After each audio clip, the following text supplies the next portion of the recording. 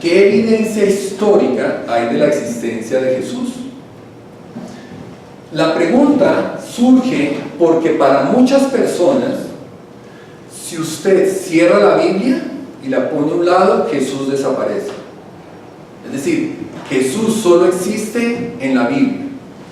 Entonces, si yo estoy hablando con una persona que es un ateo o que pone en cuestionamiento la Biblia, por supuesto Jesús desaparece. O sea, Jesús solamente existió, es un personaje ficticio, porque solamente la Biblia habla de ese personaje ficticio. ¿De acuerdo? Entonces, por eso es tan importante que sepamos, que tengamos esto claro. A esa persona atea que niega que la Biblia sea un documento cierto, sino que dice que es un cuento de fábulas, yo le hago una pregunta y le digo, ok, ¿tú crees en Cleopatra? Y el tipo me dice, sí, yo creo en Cleopatra. Y le digo, ¿por qué? Me dice, pues porque tenemos mucha evidencia de la existencia de Cleopatra. Las pirámides, dentro de las pirámides hay muchos jeroglíficos que cuentan de la vida de Cleopatra, de la existencia, de su gobierno. Ella fue una gran emperatriz, una gran faraona de su momento. Ustedes saben que Cleopatra tuvo un romance con Marco Antonio, que era el general romano. Por lo tanto, en Roma también quedó mucho registro histórico, documentación escrita de la relación entre Marco Antonio y Cleopatra, que donde se hubiera culminado finalmente, se hubiera llevado a feliz término, se hubiera consumado esa relación, que seguramente consumó, pero se hubiera consumado oficialmente, seguramente eso hubiera sido una cosa absolutamente importantísima en la historia, ¿no? Los periodistas ya existían en aquella época, pero con otro nombre, se llamaban historiadores. Los historiadores han existido desde que el hombre es hombre, y lo han expresado en la manera en que lo sabían. Si ustedes van a las cavernas donde están esos dibujos pictográficos, ellos están pintando lo que está pasando en su momento en su sociedad, porque solamente conocían la pintura como una forma de expresarlo. Pero el historiador ha sido una persona que siempre se ha encargado de mantener un registro histórico de lo que pasa social. Se casó fulanita con fulanito, fulanito le pasó algo, económico, político, de su región. Se llamaban historiadores, no periodistas como hoy en día. Entonces, existe mucha documentación escrita de Cleopatra. Yo digo, perfecto, estoy de acuerdo con usted. Sí, yo también he visto como algunas de esos historias, las conozco. Ahora le pregunto, ¿y tú crees en Jesús? No.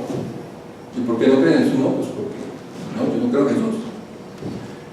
Entonces yo a esa persona le digo, mire, Jesús no solamente existe en la Biblia, así como hay mucha documentación escrita que no es bíblica. Cleopatra no se menciona en la Biblia para nada, ni siquiera las pirámides de Egipto se mencionan en la Biblia cuando ya existían en su época.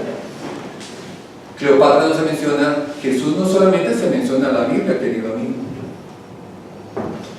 Entonces, por eso para mí es tan importante que sepamos que de Jesús existe muchísima documentación que no es bíblica, histórica. Y voy a hablar de Jesús hombre, no de Jesús el Hijo de Dios. Nosotros sabemos que Jesús es el Hijo de Dios, pero mi punto con este señor que estoy argumentando, no voy a entrar en el debate que era el Hijo de Dios. Quiero dejarle claro que él no puede negar la existencia de un ser humano que vivió hace 2000 años y que dividió la historia del tiempo antes de Cristo y después de Cristo. Usted va a China, usted va a la India, usted va a Europa, usted va a un país socialista, comunista, y usted ¿qué día es hoy? De 14 de marzo del 2018, DC, después de Cristo. Cristo dividió la historia del tiempo.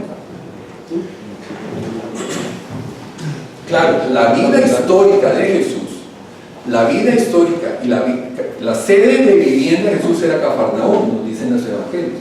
Pero la vida principal de Jesús giró alrededor de Jerusalén. Jerusalén era el centro político, religioso, social de toda esa región en su momento. Los judíos eran muy buenos escribiendo. Tan es así que ustedes ven que fueron capaces de reconstruir la genealogía de Jesús desde Adán y Eva. Nos lo cuentan los dos evangelistas, Mateo y Lucas. ¿Cómo? Porque llevan un registro histórico bastante bueno. En el año 70, en Jerusalén, después de Cristo, después de que Jesús ya había muerto, en el año 70 pasa algo terrible en Jerusalén. Ya el emperador se hartó de los judíos y manda que destruyan Jerusalén, y la destruyeron. Acabaron con Jerusalén. Se cumplió la famosa profecía de Jesús cuando les dijo, ¿se acuerdan? Que iba ya en su camino, en su pasión, que le dijo, no lloren por mí, lloren por ustedes, porque llegará el día en que lamentarán de hijos, y sobre esta ciudad que están viendo no quedará piedra sobre piedra. ¿Se acuerdan? Esa profecía se cumple en el año 70, cuando el emperador diocesano manda a destruir completamente Jerusalén. Incendian Jerusalén y destruyen el gran templo. Nunca más lo pudieron reconstruir y solamente sobrevive la pared occidental del gran templo. El templo que iba a construir Herodes, que lo había empezado a construir 4 o 5 años antes de que Jesús naciera. Y ahí se perdió mucha documentación de Jesús, histórica, pero no toda. Josefo Flavio, fue uno de esos historiadores judíos que escribe un libro que se llama Antigüedades de los Judíos. Usted puede ir hoy a la Librería Nacional, aquí en Unicentro, y compra este libro. Son 20 tomos, pero lo puede comprar. Y este historiador que existe, que es un libro de día común y corriente, histórico, es escrito en la época de Jesús. Y él, entre muchas de las cosas, yo extraje algunas de las cosas para ustedes que dice lo siguiente. Por ejemplo, en el capítulo 3 del libro número 18, miren lo que dice. Él es un historiador, pues le voy a leer de una parte de este libro, no de la Biblia ni nada de este libro. Dice, ahora bien, había alrededor de este tiempo un hombre sabio, Jesús. Si es que es lícito llamarlo un hombre, pues era un hacedor de maravillas. Un maestro tal que los hombres recibían con agrado la verdad que les enseñaba. Atrajo así a muchos de los judíos y de los gentiles. Él era el Cristo, y cuando Pilatos, a sugerencia de los principales entre nosotros, lo condenó a ser crucificado, aquellos que lo amaban desde un principio no le olvidaron, pues se volvió a aparecer vivo ante ellos al tercer día, exactamente como los profetas lo habían anticipado, y cumpliendo otras 10.000 cosas maravillosas respecto de su persona, que también habían sido preanunciadas. Y la tribu de cristianos, llamados de este modo por causa de él, no ha sido extinguida hasta el presente. Habla de un Señor Jesús, que hacía maravillas. Él no dice milagros, porque la palabra milagros tiene un componente ya de fe. Entonces, él dice maravillas. Que después de muerto, después que lo crucificó Pilato, al tercer día lo volvieron a ver vivo. Y que el movimiento que él funda hasta el momento en que él escribe esto está presente. Es el mismo Jesús de nuestra Biblia, pero lo está diciendo un historiador que no tiene nada que ver en la historia de la parte de fe, no tiene ningún componente de fe ni nada. Cornelio Tácito es otro historiador. Usted también puede ir ahorita a la Librería Nacional. No estoy patrocinado por la Librería Nacional, vaya. Y compra un libro que se llama Anales desde la muerte del divino gusto, y va a encontrar referencia histórica de Jesús. No se lo van a ahorita para ganar tiempo. En el libro tengo un poco más de documentación al respecto. Cayo Plinio